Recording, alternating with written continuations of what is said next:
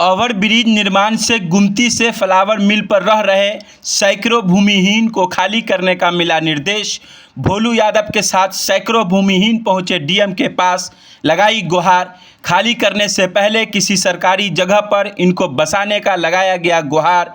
इससे पहले विधान परिषद में भी अब्दुल बारिक सिद्दीकी आवाज़ उठा चुके हैं। बेला फ्लाईओवर ब्रिज निर्माण में जिन लोगों को घर खाली करने का मिला है निर्देश, उनको 1 तारीख तक खाली कर देने का आदेश दिया गया है। क्या है पूरा मामला, हम आपको दिखाते हैं। आप बने रहिए इस वीडियो में और जानिए क्या है पूरा मामला। सैकड़ों महिला सब वार्ड नंबर 3 से आए हैं, जहां पर में ओवरब्रिज का निर्माण हो रहा है। ये लोग विस्थापित हो गए हैं। इन लोगों को जिला प्रशासन के द्वारा निर्देश दिया गया है जब खाली कर दे 1 तारीख तक। ये लोग कहाँ क्या गुजर बसर करेंगे, इसके लिए वैकल्पिक व्यवस्था क्या की होगा सर?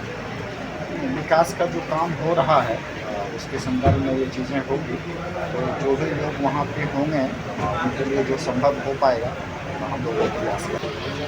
ये लोग भूमिहीन हैं और ये लोग पहले डॉक्टर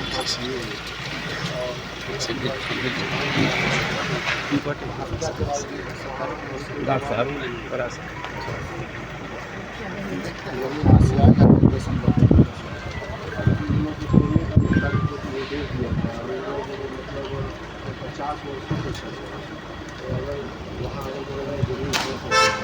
मैं देखता हूँ लोग आपके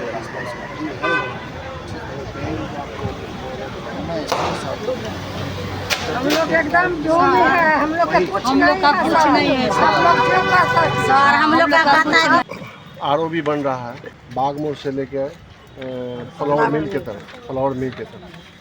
वहाँ लमसम 100 से 125 घर भूमिहीन है और हम लोग इससे पहले जिला अधिकारी को और अंचल अधिकारी एलजीओ इन लोगों को मुख्यमंत्री तक को लेटर लिखा गया कि ये लोग भूमिहीन हैं। और सरकार की भी एक नीति है जिसमें बताई जाती है कि जो भूमिहीन है उनको 3 से 3.5 डिसमिल ज़मीन दिया जाए, मुआयना कराया जाए।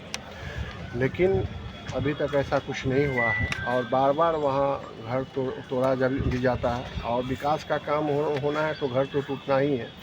लेकिन उससे पहले जो है सरकार की जो एक नीति है कि उसमें आप भूमिहीन को 3 डिसमिल जो ज़मीन दिलवाते हैं, तो उसके लिए हम लोग यहाँ डीएम साहब के पास आवेदन दिए थे और ये विधानसभा में भी क्वेश्चन हुआ है। अभी जनाब अब्दुल बारिक सिद्दीकी साहब किए हैं, ये अभी जो मानसून सत्र चले उसी तो बोले थे कि डीएम साहब से आप लोग मिल लीजिए एक बार।